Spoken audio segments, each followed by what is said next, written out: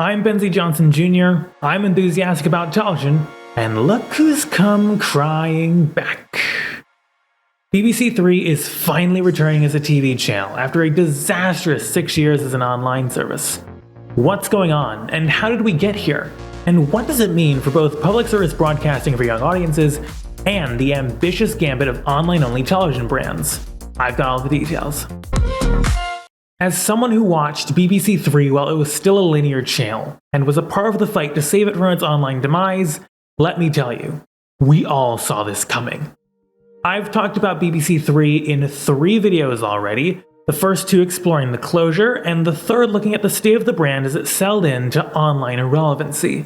We've heard the "streaming is the future" argument in various forms for over a decade now, and it has yet to come to pass.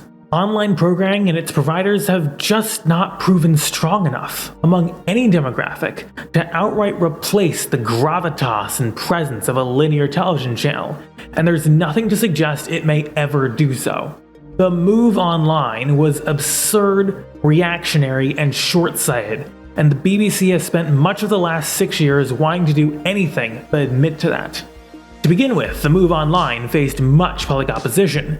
A survey commissioned by the BBC itself of 1,133 viewers aged 16 and up revealed that just 14% of them expressed broad favorability of the plans.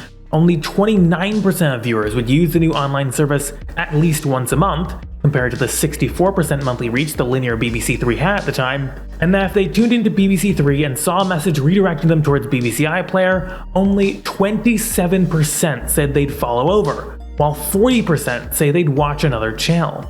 Not to mention the reactions from the UK television community at large, many of whom got their start on BBC Three.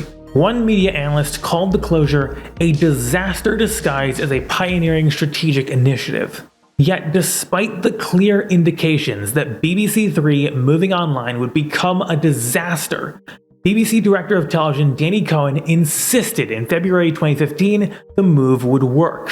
"We spent years building what BBC Three stands for: young audiences, new talent, fresh new ideas, and we are not throwing that away. We are building on it. We could stand still and be a legacy organisation, accept the status quo and ignore the direction of travel, but that would be to the long-term detriment of young audiences and the overall future of the BBC." The following year comprised a slow, methodical, and almost rubber-stamped public consultation process, while the channel's budget was slashed by nearly half to just £30 million. The BBC Three channel even got a last-minute rebrand as if to spit in the face of its audience one last time. After the closure of the linear channel in the winter of 2016, the BBC reaped what it sowed. Despite millions of playback requests coming in for BBC Three programming on BBC iPlayer in its first 6 weeks online, including much promoted centerpiece drama 13, the BBC's overall broadcast TV viewing across all its channels sank by 8% in the spring of 2016, fueled by viewing among BBC Three's target audience of 16 to 34-year-olds dropping by 18%. According to research from UK commercial TV marketing group Thinkbox, this was to the benefit of BBC Three's commercial rivals, with their strongest, ITV2, notching a 27% year-on-year increase over that time period, and E4 bumping up by 4%. Despite now having the backing of Viacom CBS, 5 Star has stereotypically been non-competitive comparatively. Compared to its last full year on TV in 2015, BBC Three's first full year online in 2017 saw a 60 to 70% drop in audience reach across both 16 to 34 and all adults demographics. Total viewing minutes between November 2018 and October 2019 were down 89% compared to viewing data from Barb, essentially the UK's Nielsen, for its last year on air. Hoping to salvage what they could, in March 2019, the BBC launched a BBC Three branded programming block on BBC One, where shows from the brand were thrown out at 10:35 p.m. on Monday through Wednesday evenings. Even with these airings, viewership was still down by 72% compared to when BBC Three had a channel of its own, suggesting that BBC Three had essentially collapsed. BBC Three's audience said they wouldn't watch the service online, and in practice, that's exactly what they did.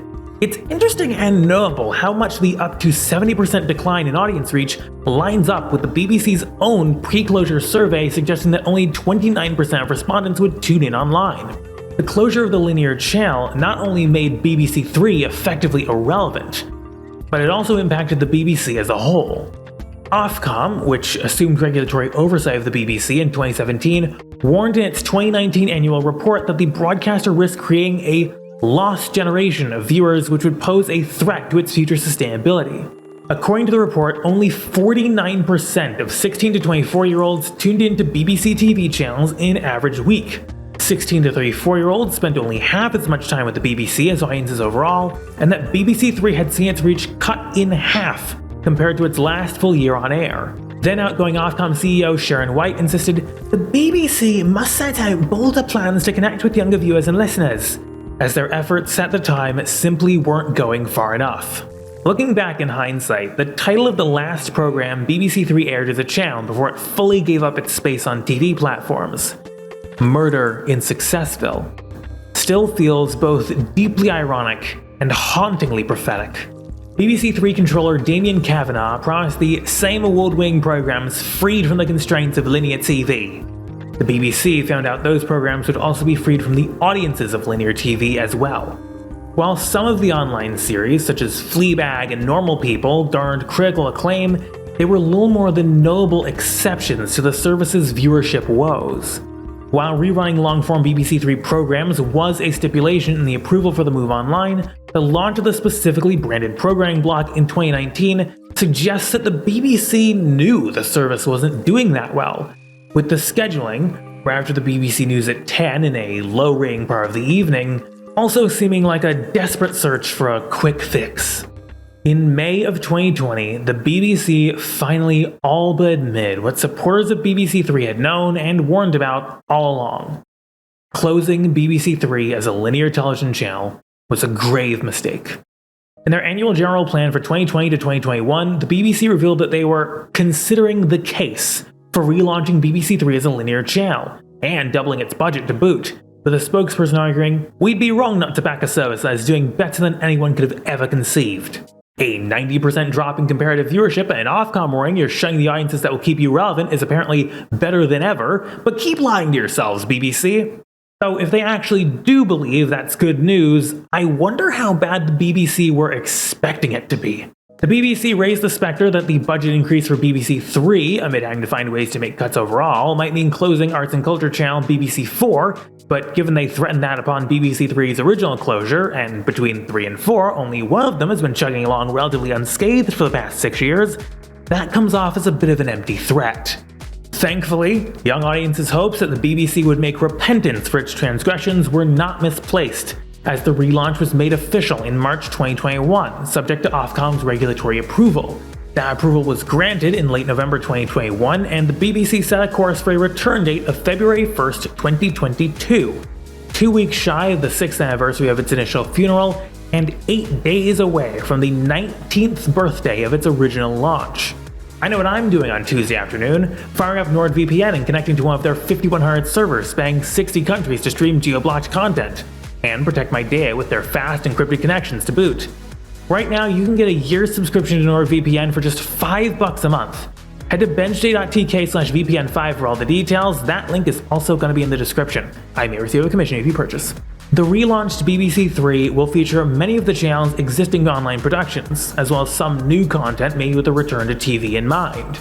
Per the BBC's proposal, as approved by Ofcom, the new BBC Three will feature a variety of genres, including comedy, drama, factual programming, live music and sports events, and current affairs output, including a weeknightly news bulletin. Original productions are set to comprise 70% of broadcast airtime, and the BBC has further promised that the first 2 hours of the schedule, from 7 to 9 p.m., will also appeal to younger teens as well as the channel's core demographic, and that they intend to spend 2/3 of the channel's £72.5 million budget outside of London, the centering of UK media there having been a major issue overall for years. These are big words and good news for BBC Three. No, Russell Howard's on Sky Max these days. The thing that made BBC Three so distinctive against its commercial competition is that it delivered a variety of relevant, original programming, especially across genres you wouldn't expect to be produced for the demographic, like factual fare, rather than just filling the lineup with US imports. ITV2 and E4 are both guilty of transatlantic over-reliance, and despite the objections they brought to BBC Three's relaunch, they have made no attempts over the past 6 years to court disaffected young audiences by filling in the gaps Three left behind. Only with recent documentary commissions has ITV2 tried to play Johnny-come-lately. Even if this new factual push was truly signs of a new leaf turning for them, there's simply no guarantee of either consistent output, or more broadly, any signs of a more thematically diverse content slate overall. And it was both creative diversity and consistent delivery of such, together, which made BBC Three so distinctive and so well enjoyed. It's good to know that the BBC knows this and are looking to return back to what was already working so well.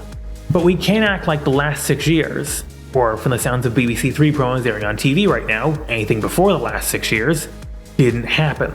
Not only will it be a challenge to impress the older end of the audience, some of them still bitter about the closure in the first place, but also newer, younger audiences who have come of age while BBC Three was away and may not be familiar with or used to the channel given the online service's poor reach. As someone in the former camp, I want to believe.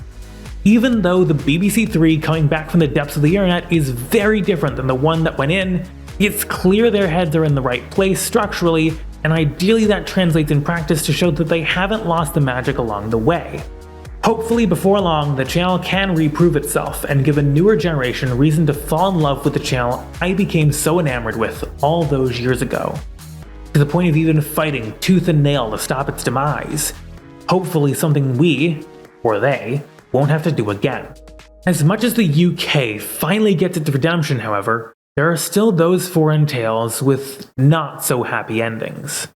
In the years since BBC Three's original linear demise, the youth channels of 3 other European public service broadcasters have headed to the web.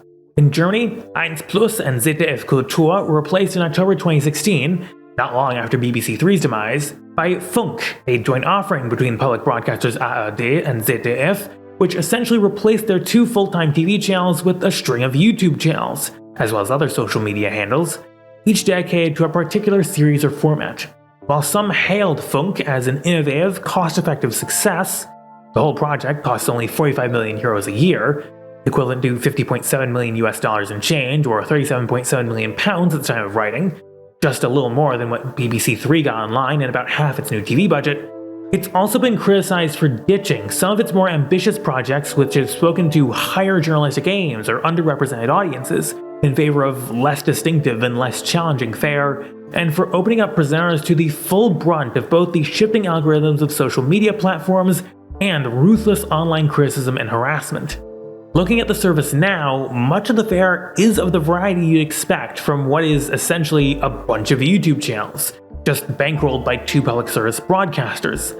Their competitiveness is likely due to their backing and the language barrier that limits their audience to a much smaller pool than English-speaking version of the project might face. And admittedly, were this just a traditional MCN, the concept would be quite outdated anyway. Just north in Denmark, budget cuts forced public broadcaster DR to shutter in January 2020 not only the linear channels of their young adult offering, DR3, but also their main kids channel, DR Ultra. Preschool channel DR Ramachang is unscathed for now. For the looks of it, DR3 maintains the variety of programs one would expect from a youth-skewing broadcaster, a solid mix of scripted series, intriguing factual fare, and, as is so common on the continent, lots of sex talk. Not that I'm complaining. It looks and feels like a far fuller offering, but I remain skeptical as it crosses past the 2-year mark. In France, France 4 faces its own identity crisis, which has ultimately seen it pivot away from its original premise and cut into parts. Even though it was ultimately saved from the edge of death, it returns from there in a very different form. I'm planning on exploring that story more in a future video, so make sure you subscribe so you don't miss it, and plenty more from the world of television. You can check out my other videos on BBC Three up here or down in the description. I'll see you next time.